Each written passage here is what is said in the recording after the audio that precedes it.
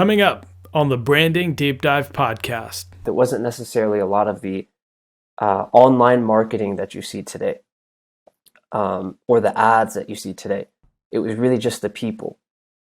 And we kind of followed this quote that basically said people join people, not organizations. That's powerful. And so it was always the people that inspired the starting of the organization.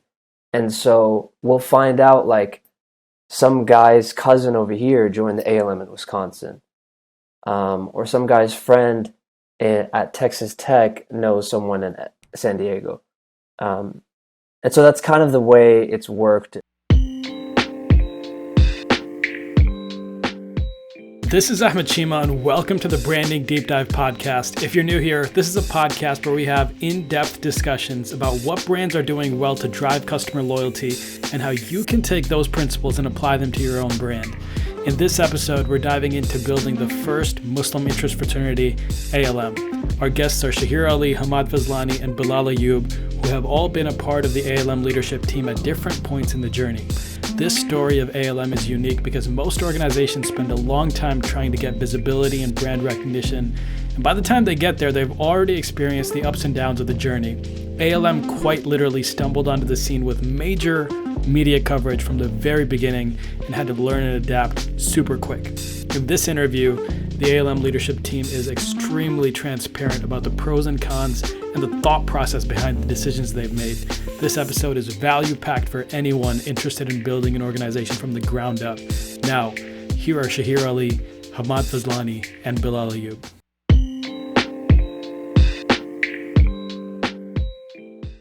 All right, everyone, welcome back to the Branding Deep Dive podcast. This is Ahmed Chima. Today we are not joined by Abdul Manan, our co-host. He was busy. Today we are interviewing 3 people, which is a lot. And last time we did something like that, it was a little bit rough, but we're back. Today we're talking about ALM, or Alpha Lam Debut, or Alif Lam Mim. A lot of different names for this organization, this brand that they've built. Shaheer Ali is one of the people that was part of that founding team. So Shaheer, can you quickly give an introduction to yourself first and foremost, and then the other people we have on with us as well? You can kick it off to them. Absolutely. So, Assalamu alaikum. My name is Shaheer Ali. I am currently in medical school here in El Paso, Texas, and one of the founders for Alpha Lam Debut, Alif Lam Mim, our national Muslim interest fraternity. And just first off, thank you, Ahmed, for having us on. Before I, continue, I just would love if Bilal and Hammad could introduce themselves really briefly, and then I'll just continue on with the introduction. If Bilal, you want to take it really fast? Yeah, sure. Can you guys still hear me all right? Yep. Yeah. Sweet. My name is Bilal Ayub.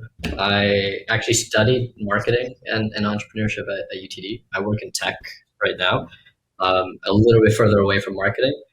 But at one point, I was the chapter president at UT Dallas for Alpha Lam Debut and the national president. But in the middle, I invented this position called the National Director of Branding, which ended up overlapping with pretty much everything.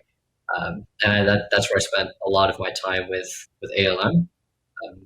I think we'll probably dig into that a little bit better. Right now, I live in Galveston with my wife, who's a medical student at UTMB, and just trying to enjoy the COVID island life. Assalamu alaikum. Bismillah.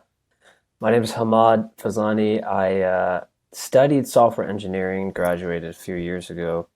I joined ALM in 2015, a fall, and I spent 3.5 years active at the university level, and I spent a semester as chapter president, and then I joined national as well, and I'm now the active national emir, or national president right now. Yeah, so you have a good mix of guys that have been part of the fraternity at various different times, overlapping times. So I wanted these 2 guys on. One, they've been an integral part of the fraternity.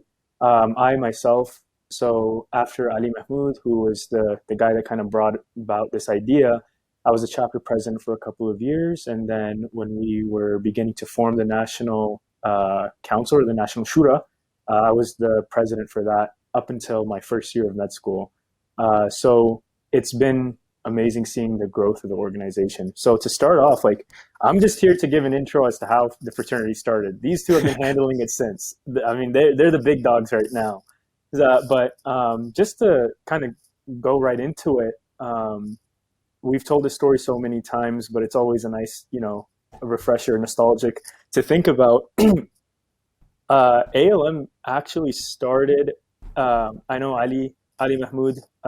He came up with the idea, and it wasn't a serious idea at first. In fact, when we first discussed this as a group, I remember it was me, Ali, and then a couple of other people, Bushnaq, Imran Hito, Yusuf, Muhammad Hassan, a lot of the other people who helped start this organization. It was at a Waffle House, and we were all just sitting in a corner, cramped together, talking about how we would come up with a fraternity that Muslims could enjoy or be a part of. And so that was the basic thought: is there any way for this to ever be, come to fruition?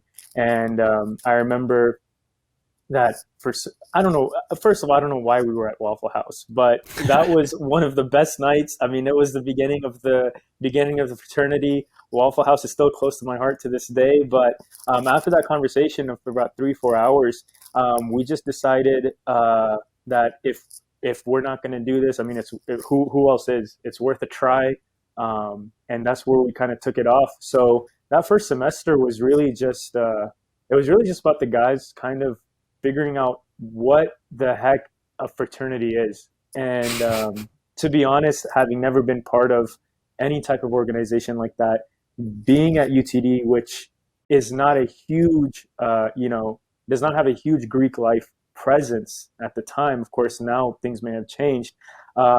We kind of had it was an opportunity where we could kind of mold what a fraternity really, what the idea of a fraternity is for us. And I remember it was just an informal process from the start.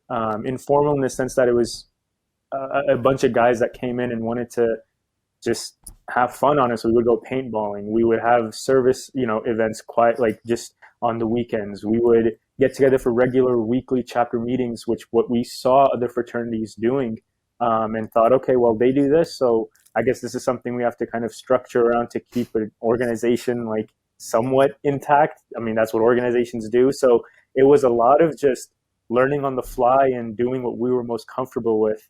And probably that same semester, we were, I guess Ali really, he was into making skits and everything. So we had Kufi Crew.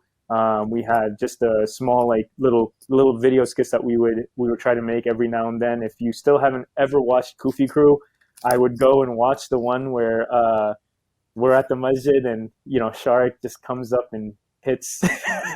I don't know how to say this, but hits where it hurts. That's where and then runs and starts praying salah. And so just having an outlet, man. That was the best part of when Alif Lam Mim started. And I think as much fun as we had, as much chemistry that we had in enjoying and having a good time with each other, really we did have a purpose, in that we wanted to have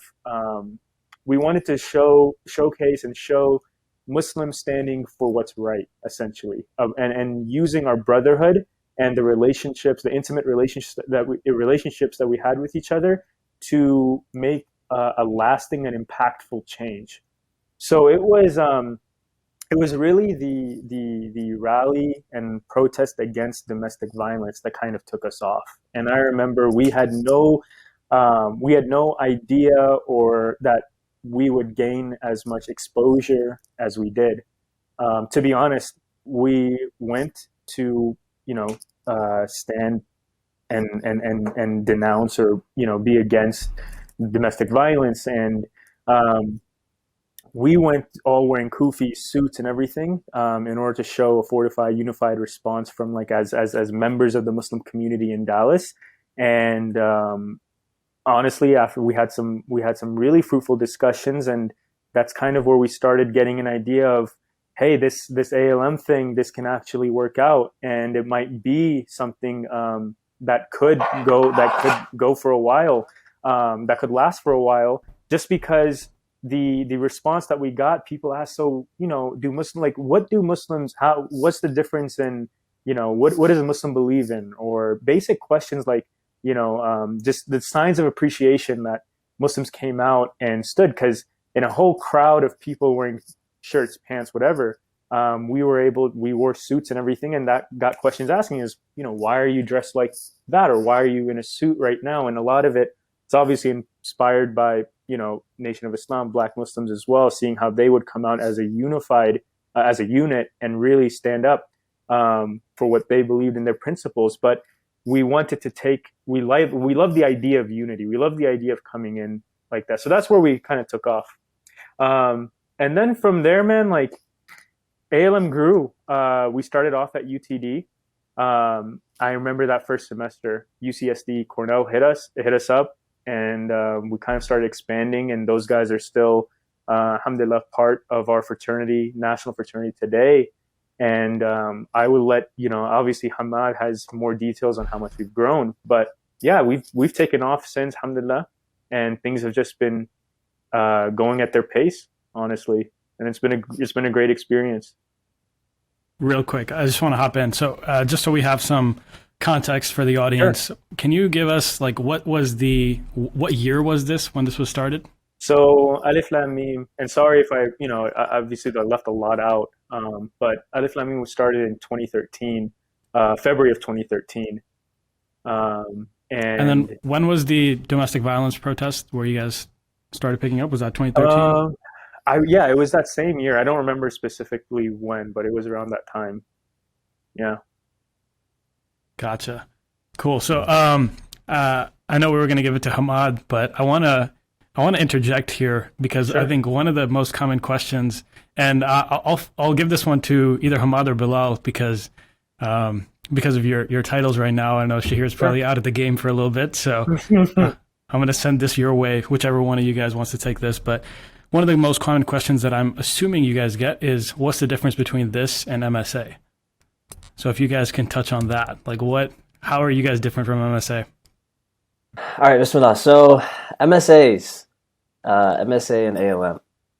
So MSAs were organizations that were built for the purpose of, building a community, gathering as many people as they could, and trying to create a space for Muslims to attend lectures, maybe go to Jummah on campus, and hold events that were open to the public. And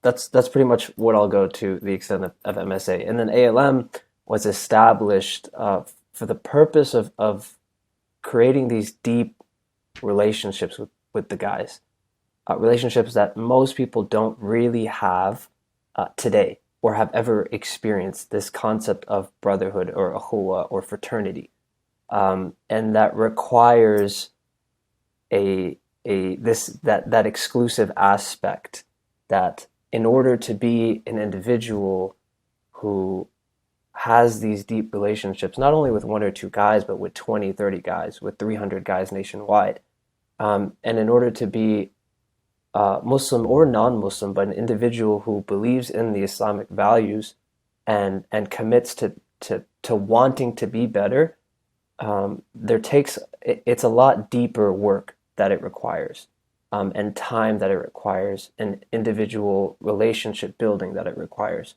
And that wasn't necessarily something that many MSAs do, if that makes sense.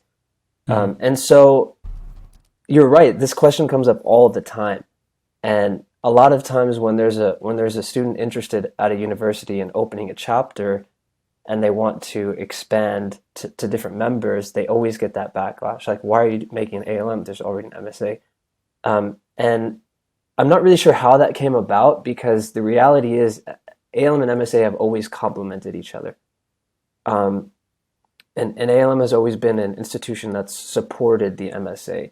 There's always been individuals who were in ALM that even became leaders in the MSA. Mm.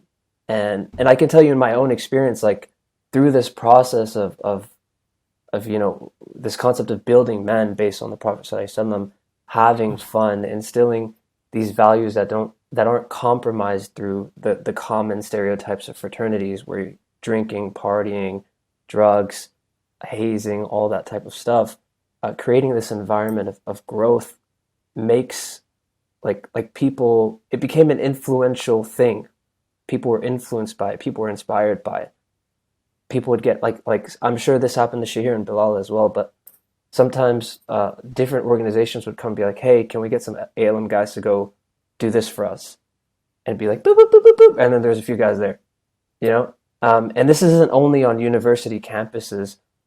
This was with different organizations. We had vigils with CARE as well. We've gone to downtown massage and, passed out food to the homeless. So it's kind of like this entire community of brothers who are extremely reliable, resilient, care to want to be better, and through that influence each other. And it really creates this bond that's absolutely unbreakable. That was beautiful. Thank you for. Yeah, that was, man, like this is your first interview? Wow, okay. Better. Not really, yeah. I talk a lot. he had the answer ready. But if I could just add on to that, from a marketing perspective, I think when a student on campus is looking to join something and they ask that question, ALM versus MFA, the value proposition that we try to communicate is that simply in an MSA, you can't set standards. Everybody's welcome. Everybody must be welcome. That's the nature of an MSA, and it should not be exclusive. However, ALM is exclusive. Hammad touched on this, but just to elaborate on it, that's exactly the biggest difference. The value proposition here for people is, if you buy into this, literally, then we're going to be holding you accountable. There will be rules, there will be standards, and we'll enforce a public minimum of good for us to continue to raise on, while we all try to uphold our own personal, private maximums. And that's what we work on together. So that's what we tell a prospective student who's interested in joining, and they're like, why don't I just hang out with MSA, because we can have a lot of fun over there. What's the point of a frat? The biggest difference is that exclusivity, so that we can set standards. So I'm sure, Bilal, you're familiar with the name Seth Godin. I know one of the things that you guys asked me is like, why are you guys even talking? Or I don't know which one of you guys it was, but someone was like, hey, why are you talking about ALM? Like, what made you want to, talk to us?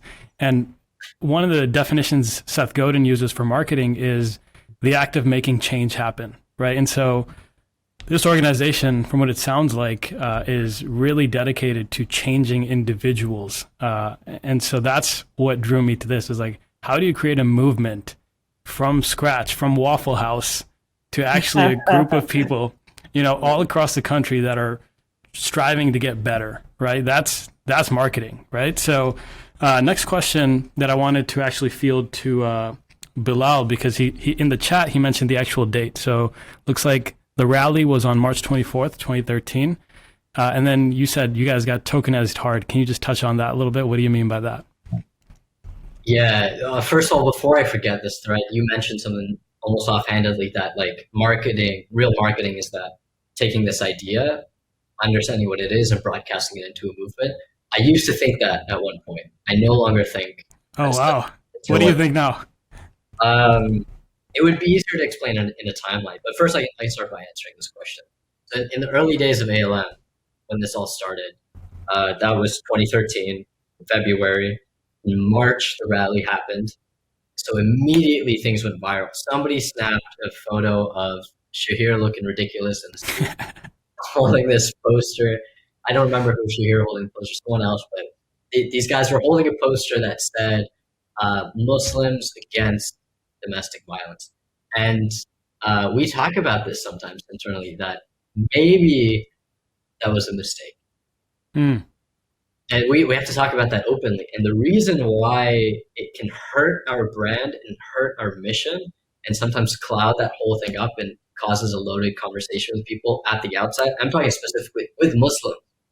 It begins as a loaded conversation. With everybody else, they're like, yeah, the tokenization I was talking about in the chat is like, it feeds into this good Muslim, bad Muslim narrative that we are somehow the exception to the norm.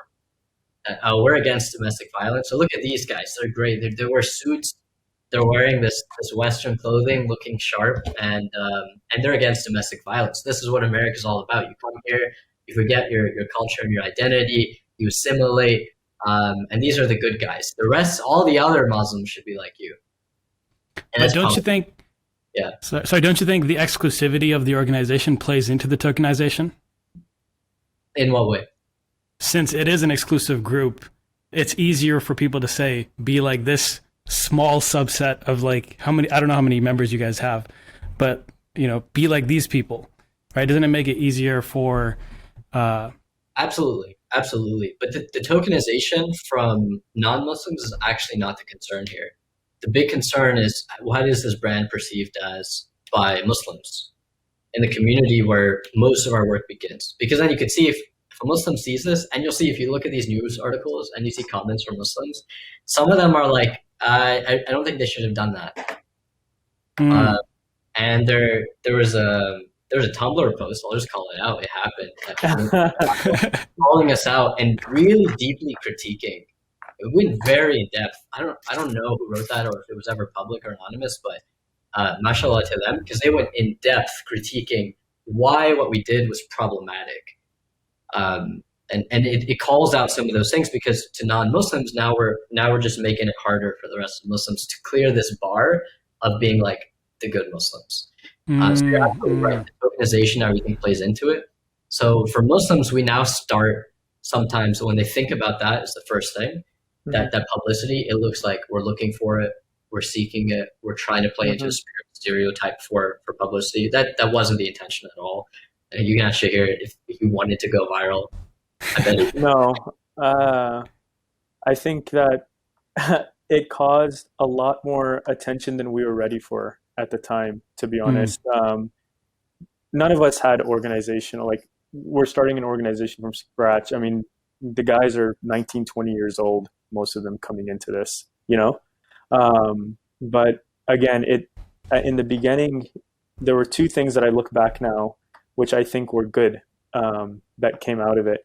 And it made us ask continuously, who are we and what is the purpose of ALM? And I think that's a question that we still ask to this day, national all the way down, every single time. And we end up in, for me, frustrating discussions, because there's never a straight, simple answer or this discussion has developed over time. Obviously, I haven't been part of whatever Hammad and Bilal have been talking about over the last year or two. But that's a question we all often ask ourselves. And I agree with everything Bilal said.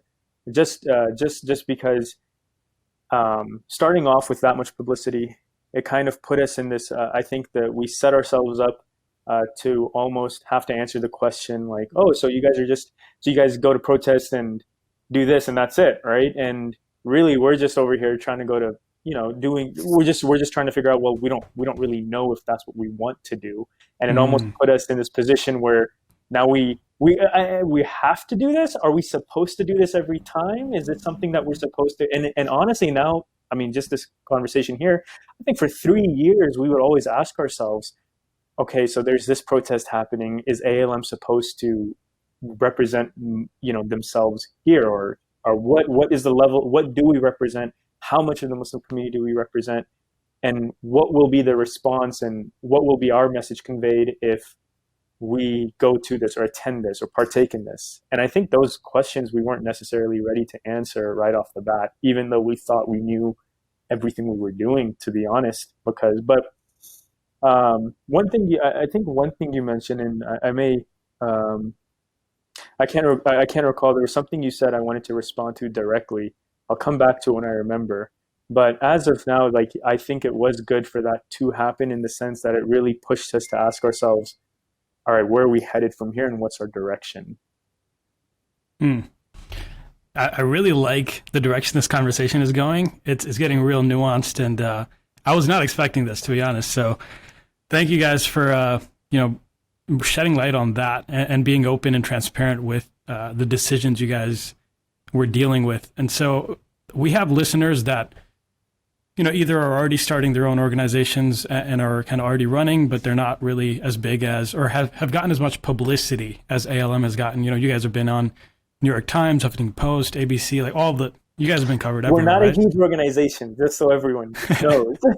I don't know, alhamdulillah, New York Times, all that, but we are not a big organization by any means.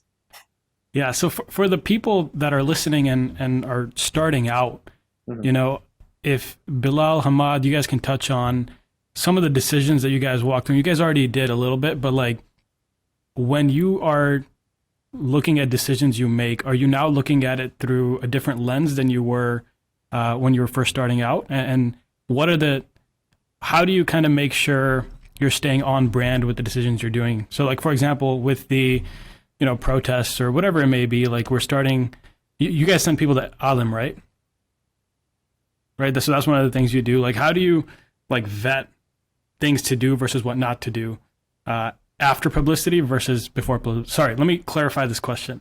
So first question is this: is your decision-making process different? And if so, which I already know the answer to that, how is it different? And what can people that are in organizations that maybe have not seen the same level of publicity that you've seen, what advice do you have for them to kind of make sure they're ready for if they ever get that kind of national attention? So my decision making has definitely changed. But when you were asking that question, I saw Hammad shaking his head. I'm wondering, Hammad, did your decision? I'm curious about Hammad. Well, okay, so I wasn't there when this happened, right? The publicity stuff. I actually joined 2 years afterwards when it was kind of like the hype was slowly dying down. Which, by the way, Shaheer, I just wanted to point out that in 2018 we were given an award from an organization, and there was a person, right? yeah, and I was walking past the table and someone stopped me. He's like, "Hey, where are the red kufis? When are they coming back?" Oh, and I just thought it was an interesting to point out because that's because of that one picture to this day. Anyways, I actually story, but yeah. Hold on. Can we digress real quick and talk about the kufis while we're on the subject? Oh man! All right, we're gonna explain Jazakallah khair for coming. So, just Shahir, maybe explain what the choice was to use them. Just the background. I think. So real quick. This is. Go on. What I was going to say is for the people that aren't familiar with a red kufi, it's a red hat that they're wearing. And I mean, on the website, you guys still have some pictures with those red kufis. So I am interested. I didn't know it was such a hot topic. So it's a topic that just every time it comes up, I'm like, hey, can I just, not be part of this, but not because of any, I don't get frustrated or upset by it. It's just the kufis, we started out, there's a sandal on top, seal of the Prophet ﷺ, and we felt the red kufis would symbolize, would be the signature. I guess if Bilal can help me with I can't think of the word, but the signature. It would be what represents. It's part of our. It's part of our. Yeah, I forgot the word. I can't think of the word. But it represented ALM. Like if anyone thought of ALM, it would be synonymous with the kufi. So if you in 10, 15 years, for instance, our vision, and I'd say our vision was, however, this is an ongoing discussion. Again, I haven't been part of it for the last 2 years. So essentially, if we saw someone wearing that red kufi, and it was specifically a leather kufi with the gold sandal on top, hand stitched, we would be able to recognize any member across the nation. Just to add on to the feature, it was hand stitched goat leather.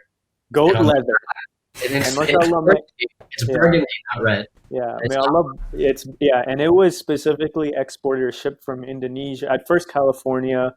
The sister was honestly, may Allah grant her barakah infinitely, because she put up with she did some work to get us those kufis. Unfortunately, we haven't been able to kind of figure out a way to get them out to everyone, essentially. But also, we're still discussing how much the kufi fits into our organization, simply put. And so when we started with 11, 13 guys, we saw it as emblematic to represent ALM, in that we just saw it as a unified message, and how everyone would see us identifies as ALM. Since then, we have had multiple discussions about whether or not we want to continue it. And at this point, right now, we haven't been shipping those out or been making those. It's also a little difficult to get custom-made goat leather, hand-stitched red kufis. With your name on the back. With your name on the back. Exactly. And I still have a bunch laying around too. Not laying around, but they're with me because we were never able to get them out. So we're still, again, it comes down to the message we're trying to get out, and is it too religious, or how do we want to come off, and all of these things. And again, I'm not afraid of coming off too religious, but these are discussions that we have. And so Bilal came in, and I know he was a big part of that discussion too, or a significant he was honestly contributing to that discussion quite a lot and had quite a bit to say. So if Bilal wants to add anything, or Hammad wants to add anything, I mean, we can go on kufis, but I think it sounds like there's some beef here. No. There's 100% there's no beef, because in all honesty, I'm not I personally, and this is not a decision that we've made, so this is not the decision. I'm not representing the organization at all. I'm not mad about it at all. It honestly, it's been just difficult to get them out to everyone. Shahir, relax. You're being so politically passive aggressive in the language. Wait, I'm not being passive aggressive at all. I'm not mad about it, but there's no decision. I'm not mad. I'm honestly not. I'm not mad about the kufi. It just never happened. That's all. It just never happened. That's it. To summarize for people listening, the decision to have the kufi at the beginning with the founders, Shaheer and everybody in that generation in 2013, the people that came and started this thing, the decision to have the kufi for everybody was a big one. It was a marker of membership. It was a representation of what you were doing and how you acted when you were around campus, when you were at the masjid, when you were with your family, because there's a constant reminder that you represent the organization. It serves as an incredible, effective marker, both internally and outside the organization. People bring it up. They're like, where's the kufis? We see the kufis. You're wearing a kufi, or you're an ALM. So people know they know. It's such a strong marker. Internally, the brand there's an ongoing discussion of how much it represents us, like Shaheer was saying. It's a long thing. Honestly, it just stems from supply chain and cost issues, revenue issues, because they're expensive. It's hard to pay for upfront. It's hard to figure out how to get them to everybody across the nation, distribute them. That's been the biggest headache. But it is a strong part of the organization. We could legitimately spend an entire hour just on what it says and the nuances of that discussion. But just to close that loop there, I think that provides context for wherever Hammad was going. Let me just, sorry, I just want to clarify to everyone listening, there is no beef. And not everyone on the call here is definitely on the same page. So, all right. So we just got to make sure the rest of ALM doesn't listen to this. Yeah. No, I'm just kidding. So we have our kufis, and so we're happy with whatever happens. I'll go pull mine out right now.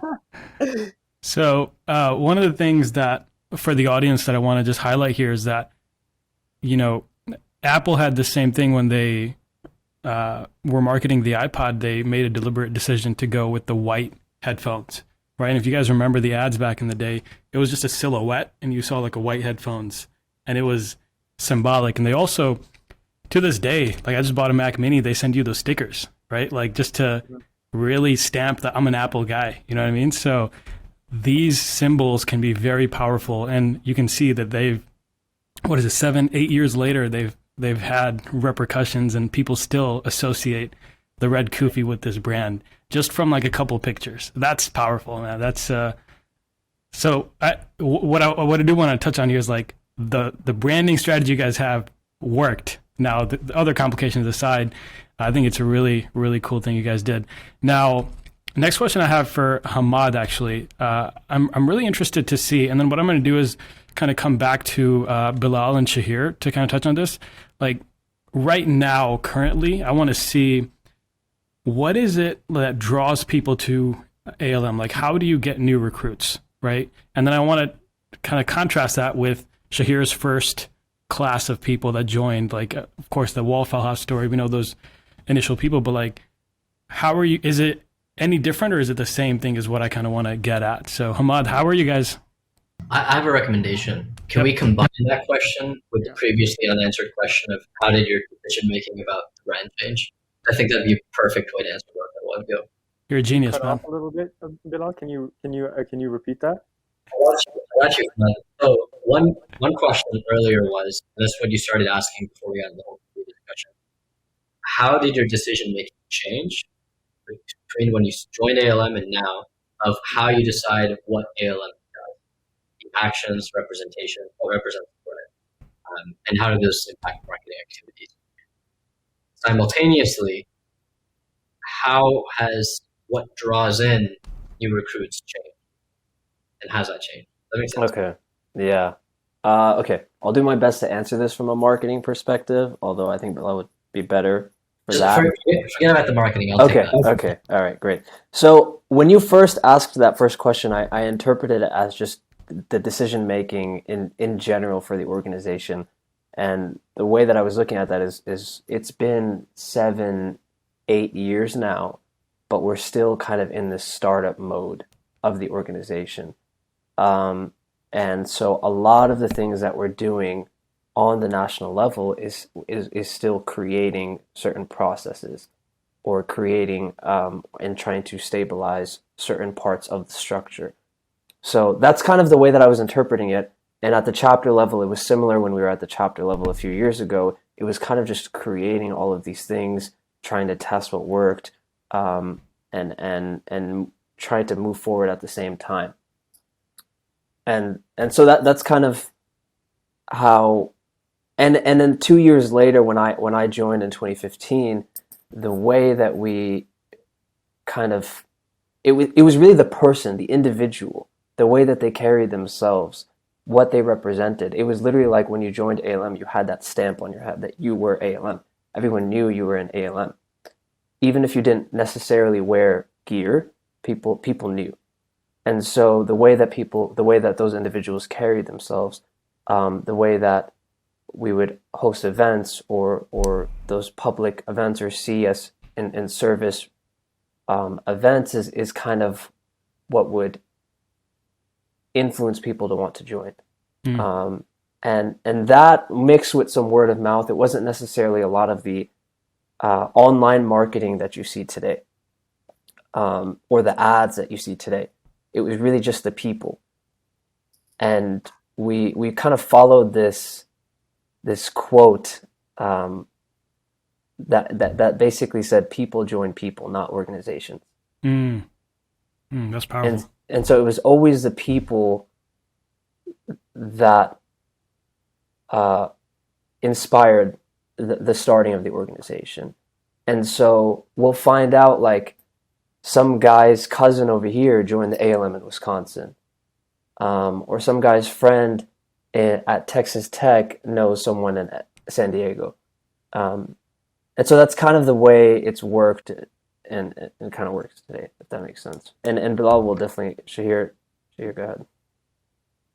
Yeah, for sure. I think the only thing that I would just add was that the beginning. So the benefit I guess I had, which I still think about, was I came in as a freshman in college when we started this, so I had the benefit of seeing the hype that was there, the middle of it where the hype was slowly dying down, and then when I was stepping down from national, really seeing the end of the effect or the influence of I guess the hype that ALM had, and also transitioning into more so building structure to ensure that we can continuously recruit and bring people in. Only thing I would add is in the beginning, as I just mentioned, it was just ALM was a brand new idea. It was not something that had, I mean, people, when I talked to people at Cornell, a good member of ours, Ahmed Akid, they had always talked about, oh, we should start a Muslim fraternity. So this idea wasn't something that hadn't been thought of before. But the fact that it was executed and that something did come out of just conversations, just you could easily just say, oh, we're starting a Muslim fraternity, and just on the excitement of, oh my, like, these people have been on the New York Times or Huffington, just that, like that itself gave us a good 2 years, I would say, maybe a year and a half of just 40, 50 people coming out every semester just to try to be a part of the organization, And so at that time, I took the presidency on like midway through college, my sophomore year. So at this point, New York Times had already happened. We had met with various, different media, NPR and everything. But now I was taking the reins on seeing that, okay, this hype is not going to last forever. I'm the, current chapter president. We got to figure out some structure and rules. So having to navigate through, a bunch of guys who were excited, that didn't really, that didn't really know how to create structure and organization, including myself. It was something that I had to learn on the fly, honestly. I mean, there was a lot to do with not that much time. And then same thing happened when the hype started dying out. Now I'm just like, now I have talent, like honestly talented people like Hammad, like Bilal coming into the organization that I can lean on and say, hey, how can we create, standards or structure or something that you guys can take and make sure that lasts after someone old like me is gone from here? Because honestly, our class didn't just had ALM, New York Times, or whatever, XYZ. These people are in it. Let's just join. And now we see recruiting efforts being made by, certain procedures that have to be met or guidelines that you have to follow. If a colony or if a new school wants to come in and be part of it, meet this X, Y, and Z. Dues have a structure, payment structures, all of that. So the beginning was just a lot of excitement. And I think these guys, still to this day, have done a great job in creating something that lasts beyond the hype, which is why we're still here today. And just like Hammad said, to end it was the people. Honestly, if it wasn't for the people that weren't in ALM, I don't think it would be where it's at today, alhamdulillah. Yeah, I think nowadays there's all this focus on social media and stuff, and it's right. People do things because people that they respect are doing those things. I think that's often overlooked, right? Like Shaheer did this and he's benefiting, he's changed. I'm also going to check that out, right? That's how the Sahaba spread the deen, right? So yeah. I think that's very, very inspiring, and thank you for sharing. I do want to steer the discussion to a different aspect, and that is, I know for a fact you guys got this, right? So the Muslim community that we are a part of has a very negative perception of fraternities, right? Like it's, when you say you're joining a fraternity in like a Muslim household, that's like a big red flag. You know what I mean? So, and Bilal, this question's for you. Like from a brand perspective, like how do you make sure that? How did you deal with that? Right. First off, like that perception that people have. How do you change that? And then, what are some of the things that you ran into trying to convince people? Like, oh, we're not drinking, we're not, partying, like all that stuff. I got you. It's funny actually. To provide a little bit more context for the listeners too, and for you as well, Ahmed. Internally in ALM, there's always kind of two branding conversations going on. One is at the chapter level locally, because that's where people join the organization. Really, that's the first marketing funnel. People on campus seeing it and they want to join. When you graduate later, when you're older, you're later in your career, you need the connections, you're traveling and you see all these other people, you do national retreats and are connecting with people. On the national level, there's a totally separate branding conversation happening. So your parents' question here falls into the local sphere. And it's funny because I think we found that parents had a harder time with ALM, accepting ALM for their sons if they thought it was too Muslim. Oh, really? Because if it's a very, very difficult conversation and we're walking like on a thread here, you can't go too far to one side or the other. On one side, they think you're just partying and drinking.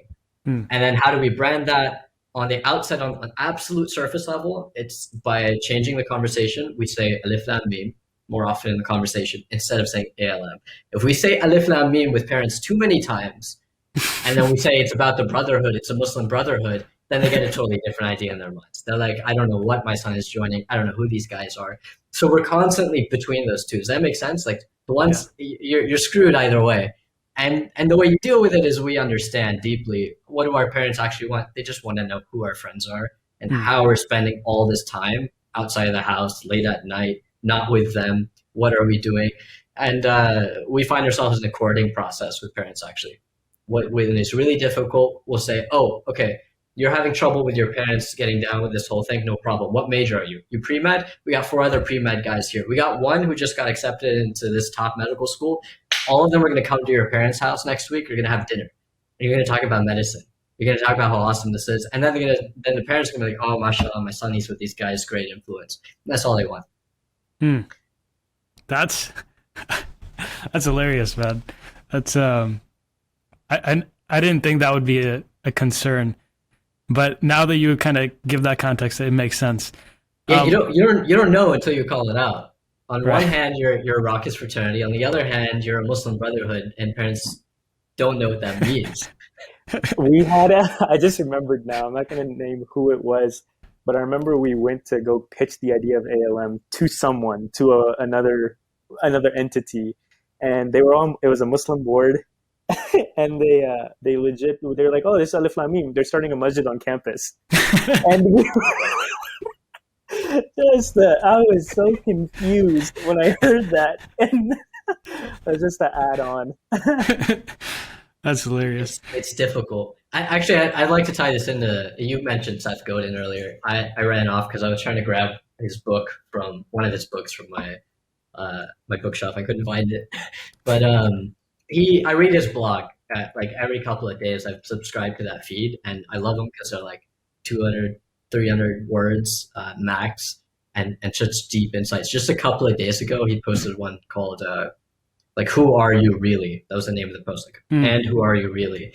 And at the end of it, he just said briefly, we are the sum total of the interactions we choose to create and the changes that we contribute.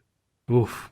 And that's why it's been such an ongoing conversation, and Hammad and Shaheer both called this out, that every time we sit with ALM and there's a discussion of should we do this or should we not, it always ends up being like a 4-hour discussion of, okay, what is ALM? What do you think ALM is? Here's what the founder said ALM is. Here's what we think it should be. And it's a non-stop living machine brand. So Hammad, question for you that I have is that what is the, like, I see on the website the mission statement. Would you say that it's really, and the sense I'm getting is that this is really just about brotherhood, right? And developing each other and creating men, right? That's one of the things that I saw on the website. Is the problem that you're solving, is that really, like, is that what it is? I just want to get like very clear on what it is you guys are doing. Is it that brotherhood aspect, or is there something else that's deeper? Just how do you have that conversation with people? I know we talked about it before. I just want to, there's another line of thought that I'm going on. Let me pull up the website and read. There's a void that needs to be filled. There's a void that needs to be filled. That's actually what I was going to ask you about, right? So like, there's a void that needs to be filled. Like, I don't know whose line that was, but that's a pretty sick line. Do you guys, is that something that's been there since the beginning? Yeah. Yes, it has. So, Bilal, you were going to say something? I was just going to add on for context. We do have non-Muslim members. So with all this conversation, and they, not like we went out and sought them, like they worked really hard to rush and get into the fraternity. And some of them are Shura members. What was that, Shaheer? Psst, come over here. Yeah, so just for context for the listeners, so this whole conversation, what we do and everything, there are non-Muslims who buy into that exact thing. So I'll let Hammad take from there. Okay, man. Do you want me to? Sorry, What's up? do you want me to rephrase the question again? There's a lot of loose thoughts there. Yeah, go ahead. I'll let you. Oh yeah. So the question I have for you, Hammad, is that on the website you guys have this sick line. There's a void that needs to be filled. Is brotherhood the void that you're filling? Okay, so when the fraternity first was founded, a lot of the talk was creating this environment for college Muslim kids to have an authentic college experience that was safe or halal, not compromising on their faith, not compromising on their values, and creating these deep relationships along with a number of different skills and experiences that they gained in that experience that they may have missed out on if they weren't part of an organization or a fraternity. And a note I want to make about that as well is we had an advisor come in a few years ago, and he was talking about how this is kind of a tangent, but he was talking about how many students will come into college, they'll just put their heads in books, they'll study, and they'll graduate, and it's almost as if they were going to the gym and they were only working out their left arm. And then once they graduated and they walked off the stage, they saw other people were playing soccer, were playing basketball, working out all different parts of their body. And it just really put into perspective the importance of even these communication skills that we learned from talking to each other, even in those discussions, in the presentations, in the professionalism, all of those things. But really the strongest thing was the brotherhood. The strongest thing was this feeling of trust that was kind of missing. And I felt this personally. And just being in that group of guys, being in a group of guys that you can trust, that you can rely on, that you can love, just gave this grounded feeling that you are firmly in the ground and nothing can move you. Like united, you are this unstoppable force, right? And so and then kind of mixed with this, I'm going to use a buzzword here, dichotomy of American and Muslim. Ooh. Oh yeah. Are you also an Alim grad? Yeah, put that in your poetry. No, I'm just kidding. Hammad Fazlani. And becoming comfortable with your Islamic values, being confident in the fact that you are Muslim and you don't have to compromise. Like you can be American and Muslim and a brother. I know I just said a lot of things, but I hope that kind of answers your question. I think Hammad, I'm beyond proud that you answered that question like that. I just wanted to just add a little bit. I think there's a different experience of what brotherhood was for every class in ALM, right? There is. And every organization, every chapter across the nation has a different idea of what brotherhood is for them. But the main thing that I wanted to touch on is just how the Prophet ﷺ had the Sahaba around him that basically came together in order to fulfill the mission of what Islam was at the time, or is at the time. The Prophet ﷺ, who else would have taken the message after the Prophet ﷺ, right? And how else would that have been possible without brotherhood, without akhuwa? And seeing the potential, I think ALM really wanted to define what brotherhood is, beyond just us being able to recognize each other by face and name on campus, and putting action to the words and to the potential that there is when everyone that looks like, whether it's Pakistani, Ethiopian, Somali, whatever it is, they can come together and we can put action to akhuwa and really, really find a deep meaning and honestly, like provide value beyond just words for college age students and beyond, honestly, because the relationships that we build and develop do last a lifetime and for a long time. People will join our lineage, or we have, with basically like bigs and littles throughout ALM. And so just seeing that and forming genuine relationships within the organization is what helps us be a catalyst for good and for change. That's beautiful. I don't know if you saw, but it seems that Bilal, is that your dog or cat, is deceased after Hammad's beautiful statement. Yeah, he's out cold. He's out cold. Straight knock him out. MashaAllah. All right, so I had a couple more things. So on that note, you just reminded me, we had a youth director or former youth director on one of the episodes, and he was talking about he was doing work in a community that was pretty wealthy. And what he did is he's like, I'm going to start this program. It's a basketball program. People are going to come. They're going to do some classes. He had this sick flyer. He had did all the, social media marketing. And then after 2 weeks, the program failed. Right. And he's like, I couldn't figure it out. And then he actually did the research, talked to people, and he realized that most of these people have subscription to their local gym. They're going to play basketball. Basketball wasn't a pull for them. And then what they did is literally the similar conversation where it's about brotherhood, right? So the void that was missing for them wasn't that they need a basketball hoop or a basketball court. It was that they want a place where they feel brotherhood, right? They feel connected with other people that care for them and foster their growth and that kind of thing. So again, understanding the problem is really important, right? If, like Shaheer said, there were already people that were having this idea. They want this college experience, or Hammad said that as well. But other people were already kind of having discussions, right? And you guys actually just put the wheels in motion so that it can start moving. So thank you guys for sharing that. I know we're running out of time again, so I have a couple more questions. I have 3 questions. I'm gonna stick to these 3 if you guys don't mind. Next question I have for you is, this is going to be a quick one. Are there other Muslim frats now? Is it just you guys, or are there other Muslim frats now?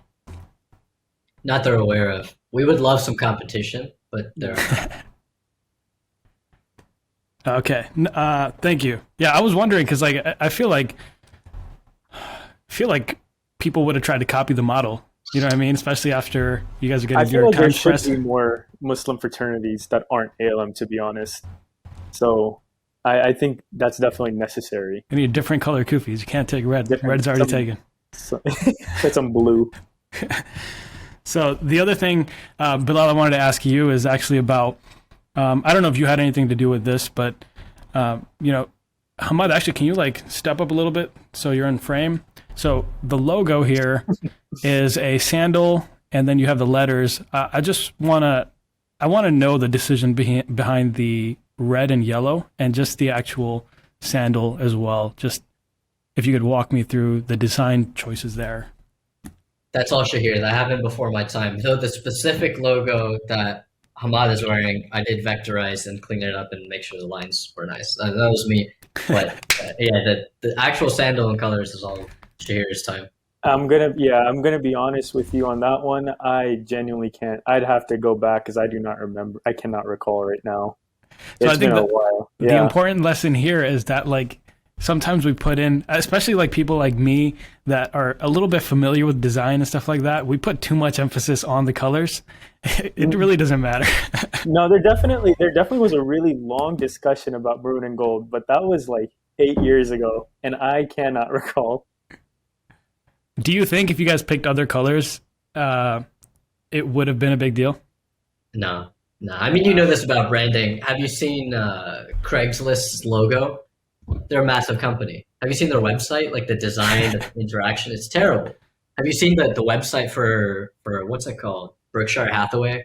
Their logo? It doesn't matter. Look, go to BerkshireHathaway.com. I think you will be genuinely. I think at the bottom they have a mailing address. So they're contact us. You can mail or fax something.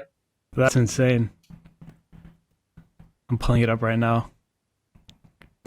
Yeah. At the bottom it says, if you have any comments about our web, all caps, page, you can write us at the address shown above. However, due to the limited number of personnel in our corporate office, we are unable to provide a direct response. So like literally, it's not even a chat or contact button on their website. It's just write us a letter here. And it's all Times New Roman, white background, Yeah, it's unstyled HTML. Like it doesn't matter. It's definitely one of the worst websites I've seen. But massive company. Yeah. Massive holding. Right. So one of the things, like, essentially your chapter model is like a franchisee model, correct? How do you guys make sure that, you know, the chapters you guys have are staying on brand, the decisions they make line up with you? Do they have to like coordinate with you guys before they're doing certain things? Or what I want to really get in for the audience is that, like, if you guys are expanding beyond just one location or one central body, how do you make sure that the decisions stay consistent with your overall vision? I wouldn't call it a franchisee model, and I'll let Hammad explain why, but it's more akin to literally like when the Muslim Brotherhood was setting up different temples. You wouldn't call temple number 1 and number 2 a franchise where they paid something and they had to follow some steps. It has to be deeply ingrained. It is an extremely hands-on process, and Hammad will explain it now. Bilal's trying to say we micromanage. No, I'm just kidding. Oh man. Do you I just want for clarification, when you and for the entire room and for the audience too, when you say franchisee model, are you saying like in just terms of how the chapter, the organization, or like the fraternity at each campus, the chapter at each campus is structured? Because it's really hard to say franchisee model for something that has completely different personalities each and everywhere you go. Right. So let me clarify. So I don't actually mean like all the like a Popeyes. Yeah. I don't mean like a McDonald's Popeyes. Like what I mean is like, how do you make sure that the chapter experience is the same as what you guys had at UT Dallas? It's not. Or how does it stay true to that vision is what I mean.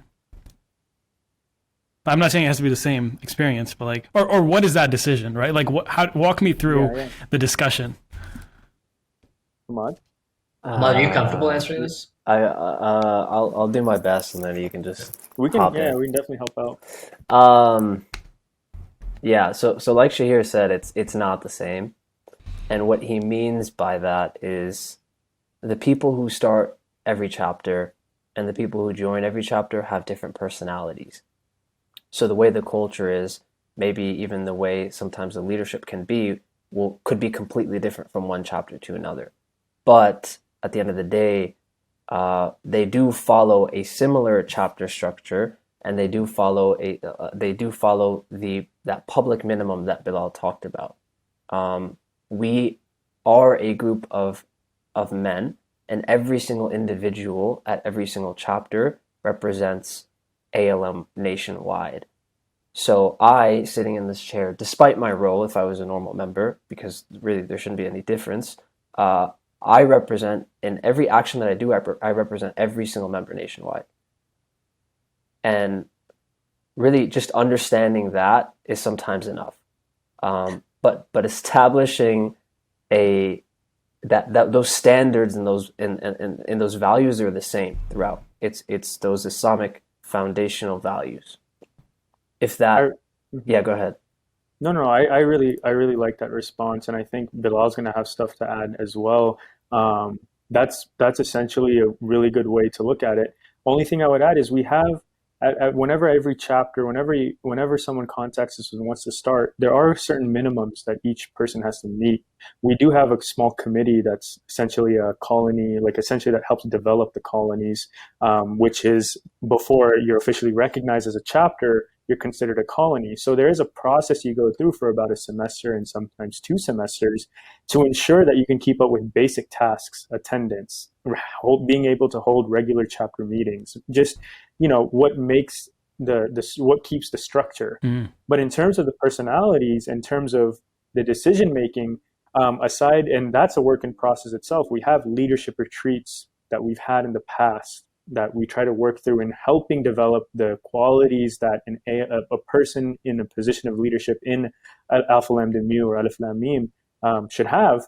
That all is, fine. But as long as it doesn't compromise the core values of Alpha Lambda Nu, which you can read on the website itself, our constitution, as long as it doesn't compromise that, we try to give room for allowing chapters to operate as they do, so long as there's communication and that it doesn't, again, compromise core integral values that the organization has. So that's how we kind of try to go about it. Now, again, if Bilal has something to clear up, correct me or anything, definitely go for it. I'll just provide a quick practical example. Yeah, I was going to say I was extremely conceptual. So really, really practical example. The number one differentiator of culture on one campus versus another is whether that campus is largely a commuter campus or it's in a college town where people are living. That's the number one differentiator. And the reason that is because your engagement as a student with that campus is totally different. At UT Dallas, we're largely a commuter. I lived at home with my parents, so did Shaheer, so did 90% of us, maybe 80%.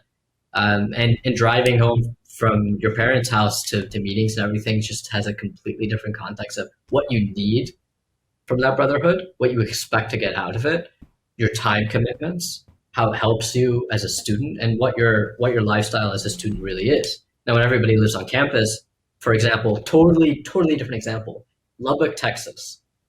Lubbock, if you've never been to Lubbock, don't go. It's in the middle of absolutely nowhere. The drive there is terrible, and I'm completely comfortable saying this because I spent last weekend with a couple of guys from Lubbock, and they completely affirm everything I say. And the drive there is terrible. There's literally tumbleweeds flying around. It's actually the largest campus by land area in the United States. It's the largest university campus. It's massive. The entire city. There. People do they? No, they don't. But I was hoping that we go along with it. I don't want to say that in case somebody from Lubbock is listening to this and really hates it. But there's nothing there. There's like one halal restaurant. There is a masjid there, like a physical masjid, but there's not that sense of community. So when these guys reached out and they said, "Hey, we want to start ALM here," we were like, "How? Why? How will this be sustainable?" And their reasons for starting it are totally different. That's just a practical example. Then there's other things like, is this campus full of more people who are very social, go to the gym a lot, are a little bit more like jocks? Or is it a campus that 90% of the ALM guys are CS majors or pre-med? That totally changes the culture because of the environment that people are in and what they need to get out of it. Does that make sense? Yeah, absolutely. That's really interesting. Last thing, if Bilal, you could just provide a high-level overview of the changes from the beginning to today, branding wise. All right, I'm gonna do this in terms of my own experience because it's the easiest way to explain it, and I'll try to keep it to 2 minutes. But it's somewhat complex, and maybe it's not once I say it. Okay, here. Just to refresh timeline, started in 2013, February, March was the beginning of the hype train, and I joined the university in fall of 2014. So by that time, a lot of hype had built up and it had not begun dying down yet.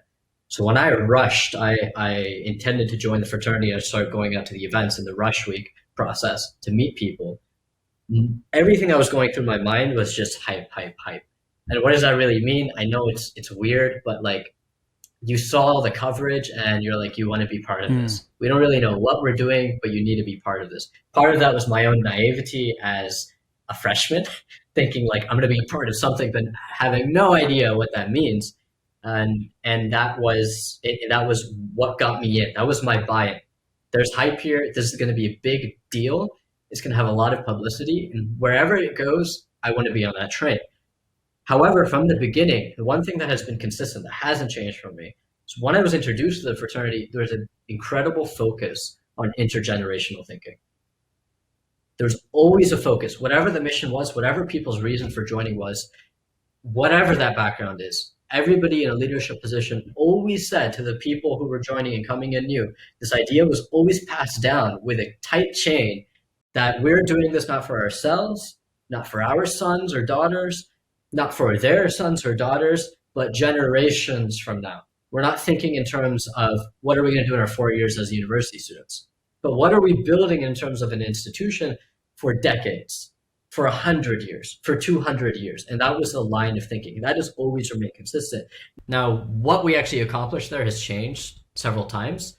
And my definition of marketing, what I want to get out of this, has changed along with that. So in my own experience, when I joined the organization, and there was all this hype train, long-term stuff that I was thinking about, but I didn't quite know what. Something that quickly was a program that we quickly started was to legitimize ourselves on campus.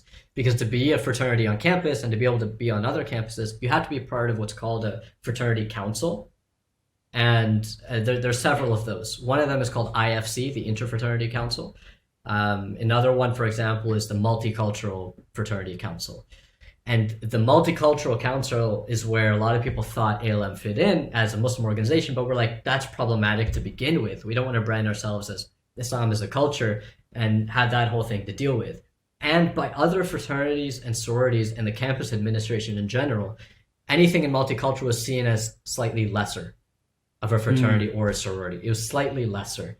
IFC is where the legitimacy was, which we now is also a little bit problematic because it was made up of the 6 historically white fraternities that are 150, 200 years old.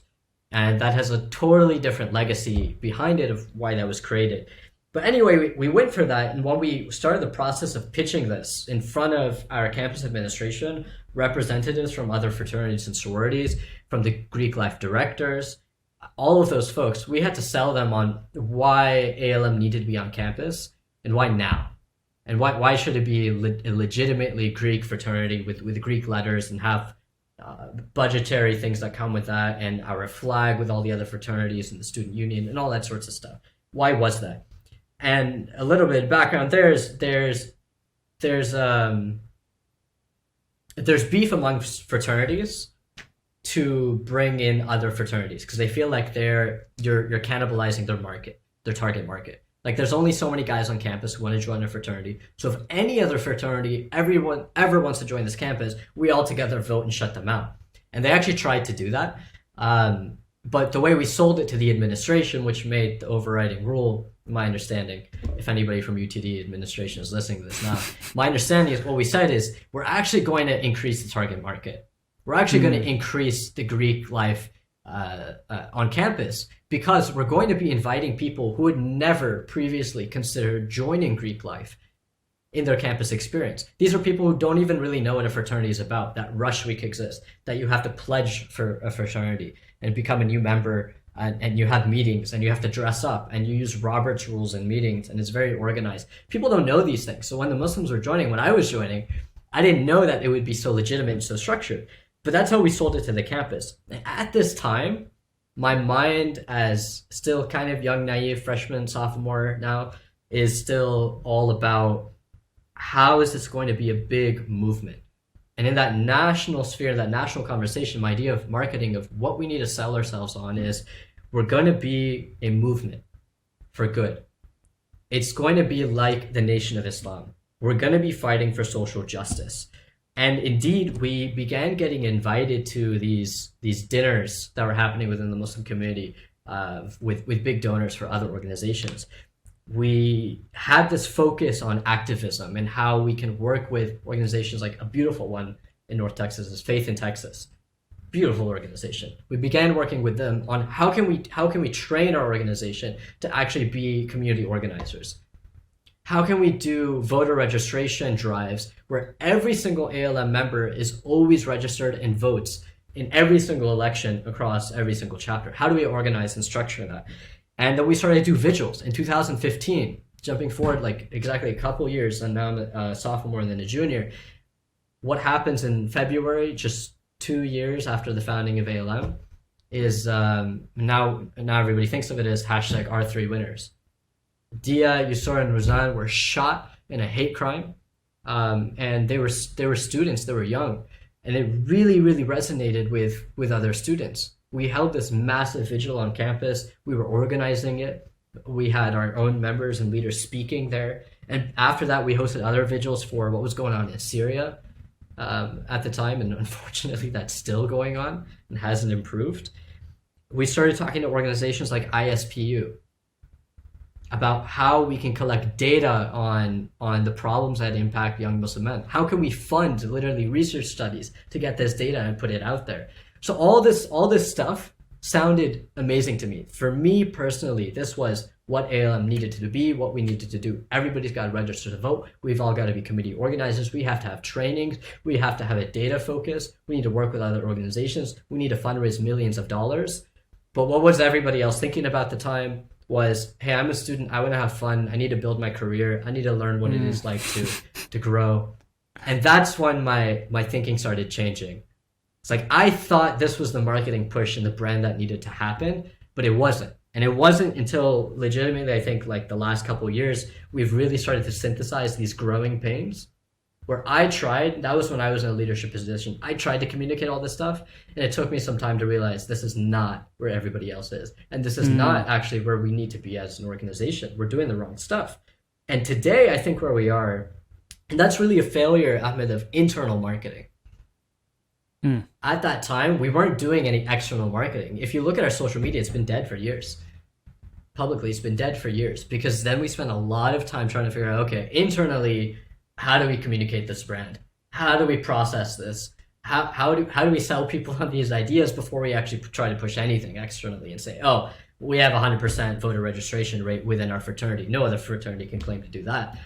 That's a big deal as a Greek organization where fraternities are known for partying, not being productive on campus, and they have that kind of reputation. We can be the fraternity that we register to vote, we lobby, we stand up for things, not host grilling cookouts for our first responders in our community once a semester because that's just what we do every year without asking questions. And that's what other fraternities do. They're like, once a year, let's grill for firefighters and policemen. Great, like their jobs are important, but they don't ask questions of why they do that and why that's important. So this is what we thought we could push, but it was really, on my part, a failure of internal marketing. And today, where we find ourselves, this is the end of my timeline, is there's a lack of public presence where anybody who's listening to this, if you go Google ALM, you won't find much from us publicly over the past several years. And there's a little bit of a black box of what's going on internally. It's not quite clear how active we are or what we're doing. And that's because we're doing all this internal shaping and figuring out. And we're developing things like a formal case statement, not just a mission statement, but a case statement of how we put our mission into action. That's an effort that Hammad led, actually. It's a beautiful effort.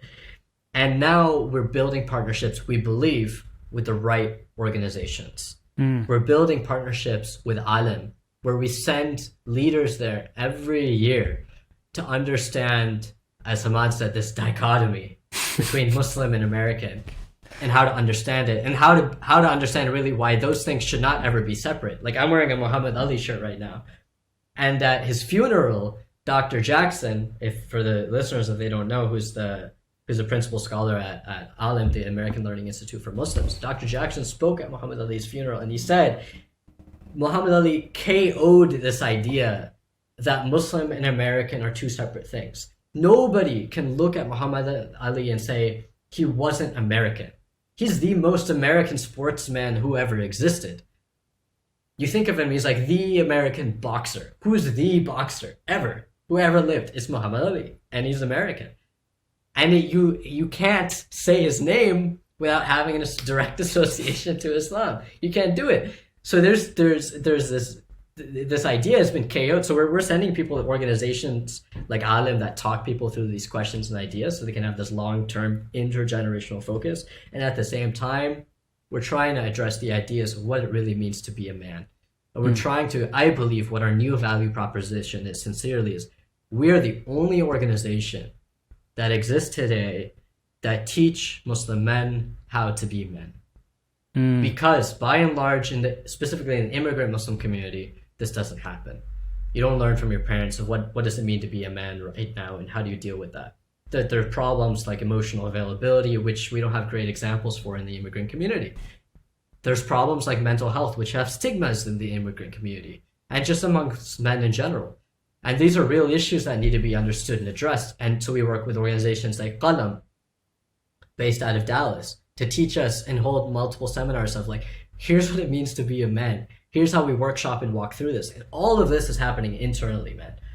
So now it's a really strong internal marketing effort. And when we start doing these things and we see action, then I think we'll have, inshallah, a return to that public thing where we tell people, okay, we've kind of accomplished some things now, so we'll talk about it. I could keep you, honestly, I love conversations like these. I could keep you guys here all day, but I know that's not probably a good idea if I want to get you guys on again sometime. So I appreciate you guys making the time. Thank you so much for coming on. I think it's really cool seeing the discussions that happen behind the scenes, right? Like for me, it's really eye-opening to see how much structure and how much thought goes into the internal branding.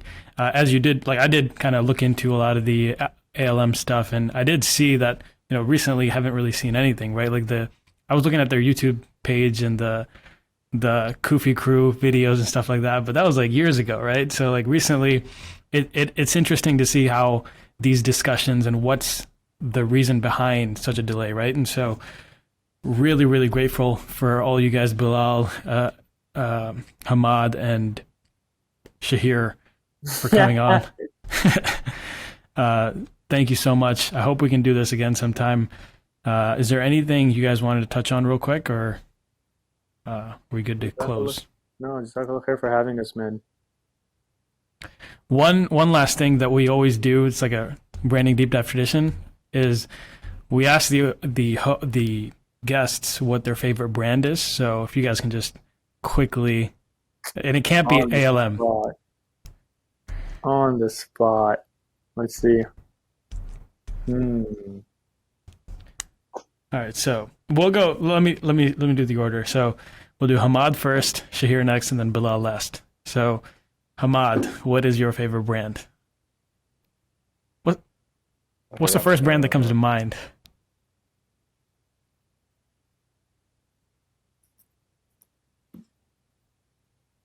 Apple? Yeah, I get that was the first one that came to mind. Gotcha. Okay, Shaheer? So yeah. First one that comes to mind, either Apple or Nike, honestly. You're literally wearing Adidas. Yeah, and I don't even think of Adidas. Although I love Adidas more than Nike, to be honest. That's hilarious. And then Bilal? It shifts a lot. Right now, on top of mind, I'm thinking about this physical products brand called Teenage Engineering. They design like technical audio hardware, and they're really cool looking devices. How they market themselves is pretty cool. Yeah, I'll let people look it up and go. Yeah, that's sweet. I'll definitely look that up. Thank you guys again for coming on. Appreciate it. I hope we can do like a part 2 or part 3 later on down the road.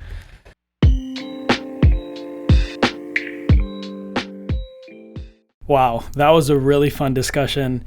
As always, I have my key takeaways from this episode, but before we get into that, I want to share with you a small clip from our episode on building the nonprofit Bani with Omar Ilyas.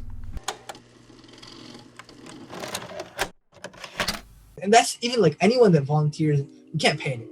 Right? We built it on the idealistic model. We don't keep any money.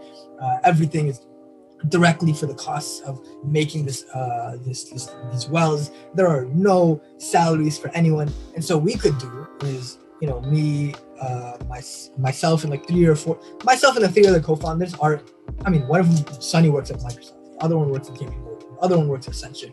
I'm at the School of Public Health. Other people that are involved in Bani are very well connected to some of the biggest organizations in the world, and that was our pitch. So listen, we can't offer you money, but we can offer you a network that you can tap into down the line of like, hey, like 50 years down, like, hey, I need help like starting a nonprofit. Here's a bunch of entrepreneurs that we know. We want to start a YouTube career. Hey, here's some TikTokers that we know that are now big on YouTube, right? That was also important about like building our Bani network. So we have these people that we can connect to others that want to be involved in Bani with.